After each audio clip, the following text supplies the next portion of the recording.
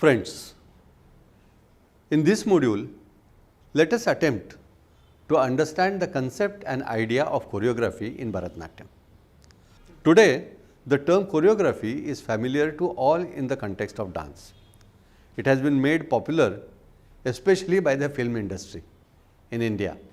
But till a few decades ago, the gurus of the classical dance forms did not use this term to describe what they were doing. Perhaps it would not be entirely out of place to believe that choreography is a term that has been borrowed from the Western dance vocabulary into Indian classical dance.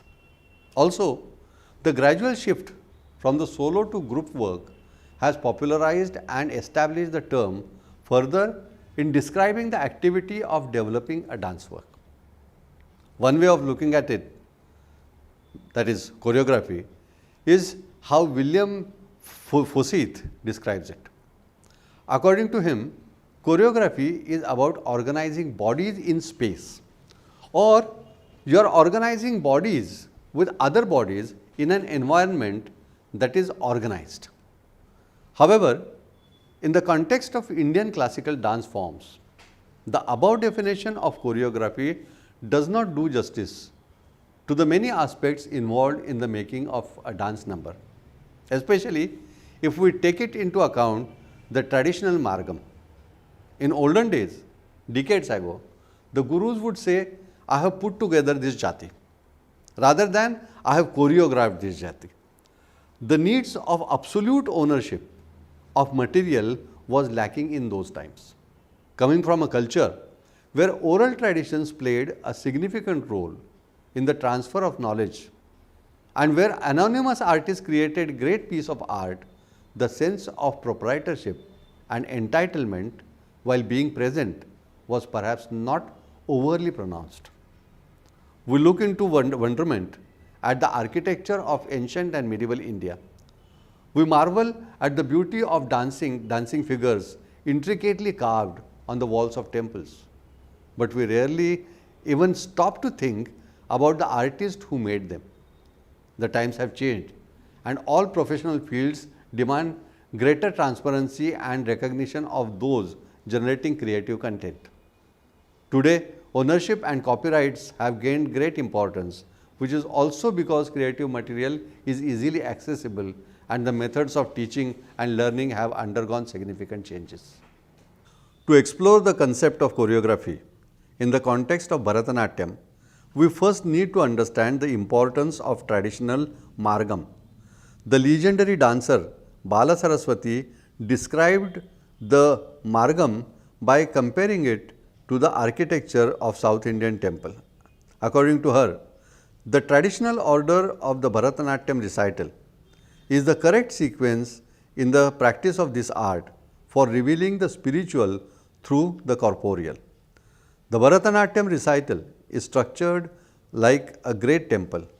We enter through the Gopuram, the outer hall of Alaripu, cross the Ardhamandapa, the halfway hall of Jatiswaram, then the Mandapam, the great hall of Shabdam, and enter the holy precinct of the deity in the Varnam.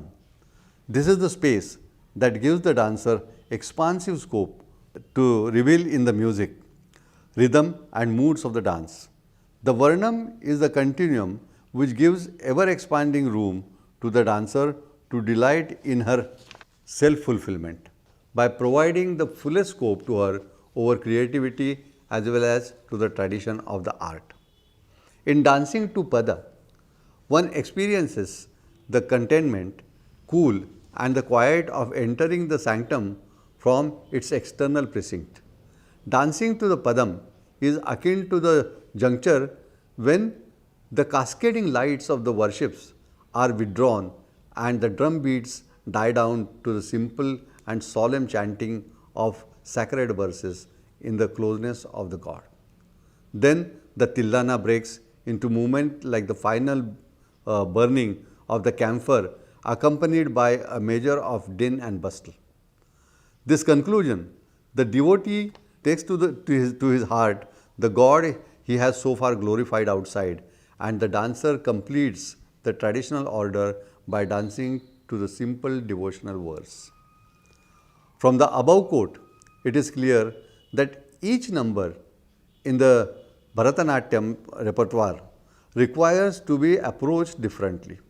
Once the Margam is learned from a guru over a period of time, the next phase in the process of learning is to develop a personal relationship with the particular piece of the Margam.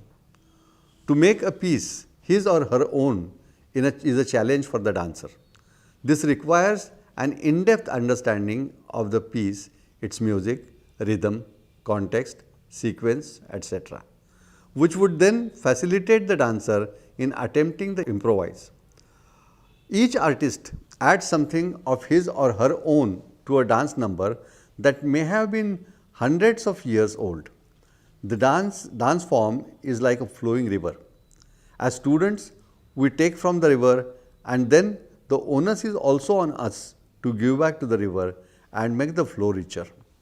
The dance number from the Margam are passed on from generation to generation, but they keep assuming new identities while also maintaining the tradition. The dances are not doing the job of a postman, where they take a message from one person and deliver it in its same exact avatar to the next. The dance forms are vibrant and they reflect the aesthetics of the society one lives in. As the cognitive and aesthetic needs of a society change, so does the approach to the choreography of a piece. Every artist makes an individual statement in his or her own, while also reflecting the Guru's identity. The Guru's identity is closely linked to the concept of gharana. Within the particular classical form, there are several different styles which are known as gharanas or banis. These gharanas have developed based on the individual genius of a particular artist, who found a significant number of followers learning and emulating their style. This led to the creation of a variety of schools of thought distinct from each other within the larger tradition. With subtle differences in technique and the approach to dance, these gharanas have contributed in adding diversity and richness in the classical dance forms. For the continuation of particular gharana, it is imperative to have students who imbibe the specificities of the style and in turn pass them on to the next generation. A suitable example in attempting to understand the subtle differences of the various styles within Bharatanatyam comes from Janet O'Shea's writing, comparing the style of the two legendary contemporary artists, Bala Saraswati and Rukmini Devi. She explains the divergence in the methods of renditions of Kalakshetra dancers, those who have been trained in Rukmini Devi's style, and the students of Bala Saraswati. A Kalakshetra dancer snaps the limbs into a firmly angled position.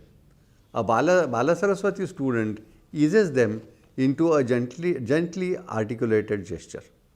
The Kalakshetra dancer reaches out into space, while a dancer in Bala Saraswati style retains an internal focus.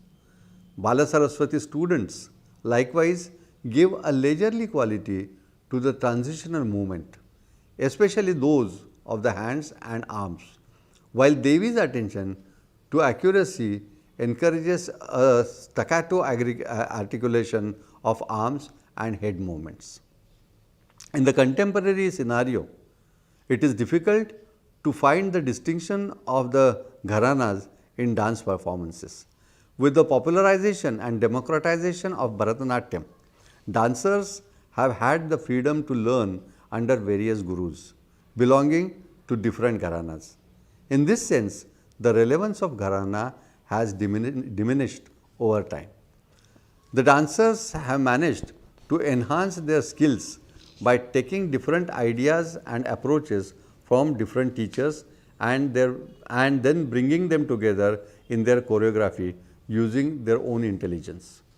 Many times, students of Bharatanatyam wonder whether they should loyally remain with one school or thought, or if it is okay to learn different approaches. While it completely depends on the will of the individual dancer based on his or her relationship with the guru, it is important to steer clear from confusing oneself. The basic training under one teacher and a complete command over the margam is essential before venturing into exploring other possibilities. Alarmel Valli describes her journey of Bharatanatyam, which began under the watchful eye of her gurus, Pandanallur Sri Chokkalingam Pillai and his son Sri Subbaraya Pillai, in an old ramshackle classroom next to the railway tracks. My masters gave me most precious gifts, the sounds of foundation in the dance grammar and the technique and the freedom to soar and fly, to be my own dancer. Thanks to them, that classical dance for me is not a received grammar, but a reinvented one. Thus, in attempting to understand the methodology of the making of a work of dance, it is important to know that there are multiple approaches. What a student needs to develop through training is a set of skills that would help him or her in revisiting and improvising within the piece taught by their guru. Indian classical dances are not merely a physical activity. They involve an engagement with poetry and literature, music, mythology, spirituality and yoga, and they reflect the aesthetics, the cultural ethos and the flavor of the region they belong to. Choreography is a neutral term that does not instantly suggest these aspects of a classical dance form. It is hence the dancer's prerogative to develop the choreography in a manner that it accommodates all these facets that qualify the work to be perceived as classical dance. According to O. Shia, the late 20th century dancers who identified their work as Bharatanatyam rather than as Indian contemporary dance, retained the fundamental premise that Bharatanatyam best expressed originality with allegiance to tradition. It is important to note that the understanding of the scope of improvisation and creativity has to be built in throughout the process of training. The imagination of the students has to be activated at an early stage so that the concept of creating and choreographing is not alien to them at the later stage in life. Even during the early stages of learning, the student have to be encouraged to attempt the in various jatis, to look for connections between movements, etc. All these tools given to the students from the very beginning equip them to later push the frontiers and broaden their horizons. In her teaching, Bala Saraswati sought to uphold traditional modes while adjusting them to new context. Bala Saraswati maintained that the traditional form already constituted a creative art. The grammar and the codified structure of the dance form are not restrictive or limiting. We can compare them to the grammar and vocabulary of the language. The mastery over the grammar is imperative before one can start writing poetry. The rules and codes do not limit creativity. In fact, they are tools that equip us to be able to narrate stories. The better the command over grammar and vocabulary, the more interesting the narration becomes. Bharatanatyam has come a long way, with its roots in the temples of South India to the contemporary democratic proscenium stage. In this journey, it has consistently evolved to make itself relevant. From being danced in the courtyards of the temple as an offering to the god, it has had to equip itself to be presented in large space for diverse audience. According to Stephen Spire, the internal relationship between the dance and the dancer and the external relation between the dance and the society are questions that cannot be taken lightly. Choreography often becomes that bridge that connects the dancer with his or her dance and ultimately with society at large. According to Mrinalini Sarabhai, the intellect contemplates, the body expresses. The body has to be perfectly trained to order that mind can use it whichever way it will. The choreographer evaluates each movement and finds its unique quality. The sat or essence, the choreographer does not merely accept a movement but tries to understand and analyze the why of it. Today, performers have to be prepared to be able to adopt a different space. The same piece requires tweaking depending on a number of factors such as the size of the performance area, the kind of floor, whether the dancer has live musicians or supporting him or is dancing to recorded music, the availability of lights and the technicians, the occasion of the performance, the nature and size of the audience, and so on. It is the guru mentoring that helps in developing the required skills and cultivating the minds of the students. On one hand, Sarabhai stresses greatly on the importance of inquiry and inquisitiveness of the part on the part of the students. On the other, she stresses equally on the fact that the teacher should not only encourage the students to question, but should also be willing to explain. The process, in her view, should be based on the understanding and knowledge and not on limitations. Bharatanatyam is a performing arts that has evolved as a popular art form in the recent decades of this century, which hundreds and hundreds of students, literally hordes, registered in several institutes learning the basics of this dance form. However, I would like to discuss a crucial difference that must be made within the practitioners of this art form, the difference between the artist and the performers. On the surface of it, this distinction may seem to be rather insignificant, since after all, are not all dancers supposed to be performers. But despite this argument, there are key differences between the artist and the performers in terms of objectives, training, growth and creativity. And it is these issues that I would like to discuss. Who is an artist is an art form like Bharatanatyam. To me, several factors define the term Bharatanatyam artist. First, of course, is training. All artists must have undergone a basic grind of at least 10 years to absorb the crucial nuance of the style. The way the movements flow from within rather than without, the fluidity of the expressional content, the ease with which the dancer handles the medium are all keys to understanding the training an artist has completed. The artist is first immersed in learning the traditional marga of the dance. Each of the dance forms facets need to be understood and assimilated. What is the geometry of the movement? Which part of the body is motor for a particular movement? How the eyes, lips and neck enhance each movement? All these need to be digested and absorbed.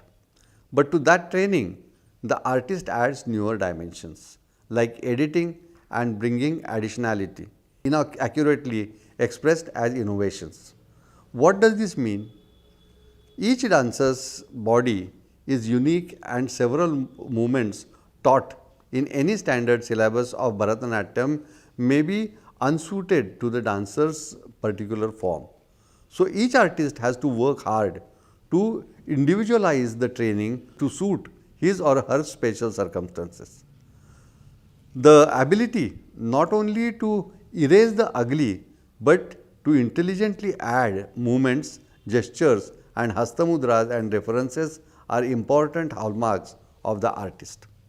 In terms of what is danced is also a conscious decision the artist makes.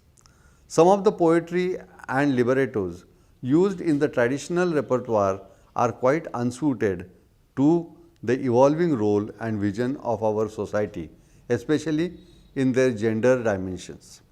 Artists are those dancers who are very sensitive to the suitability of the ideas employed. What also separates artists from performers is the objective of the dancing. An artist dances for herself. The rationale for the dance lies within her. Her very existence depends on the dance. To a performer, the rationale for performing is just that she makes herself adept at tailoring the art to match what the audience wants or likes. To the artist, this public approbation is largely incidental. If applause comes, it is welcome, but it is not pursued for the sustenance of her inner calm. Thus, while the philosophical mooring for an artist lies within, to the performer it lies without. This is not to say that the artists do not require opportunities to present their art. Bharatanatyam is after all a performing art. But while the artist seeks her own inner spaces for equilibrium, performers merely seek approbation from others. Growth is also a differential. An artist is extremely unhappy with the status quo. New impulses constantly feed the urge to create anew. New movements, new ideas, new context, new sparks are all integrated to the dance.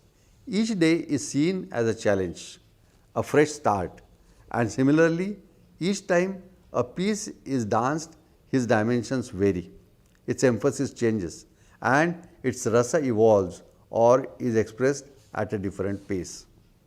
I am reminded of how my first Bharatanatyam teacher, Swarna Saraswati of the Dasi Parampara of Tanjore, said about what value we should aspire to in dance. She taught us a beautiful metaphor.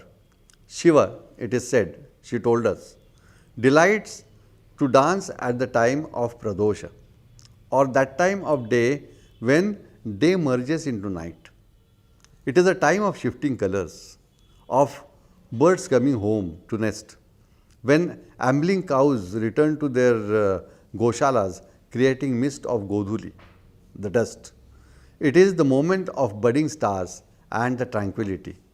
It is a time when all life draws into itself, when the universe goes into meditation.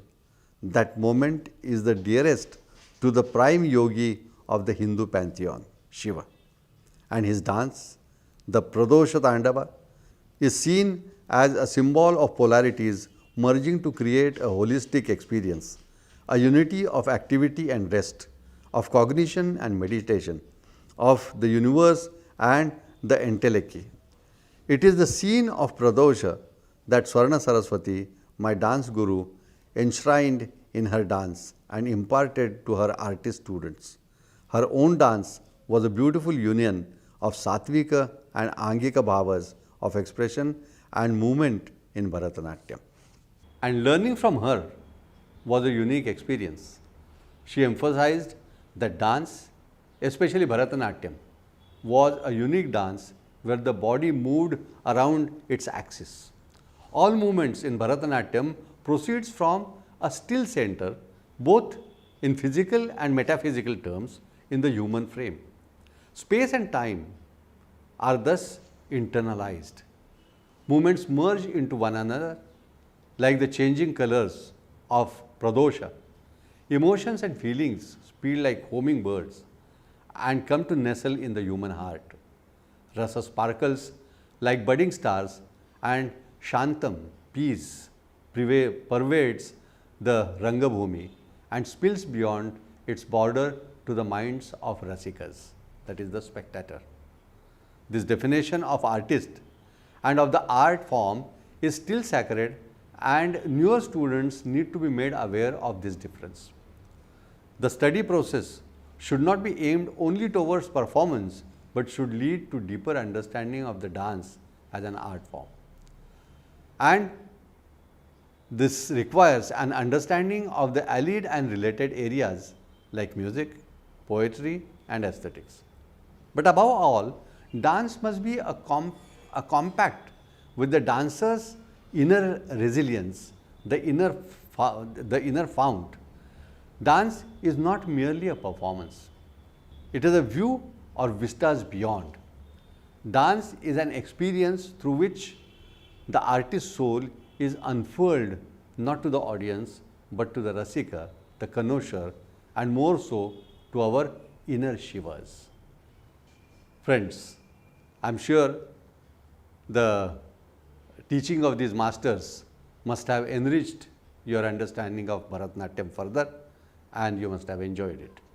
So,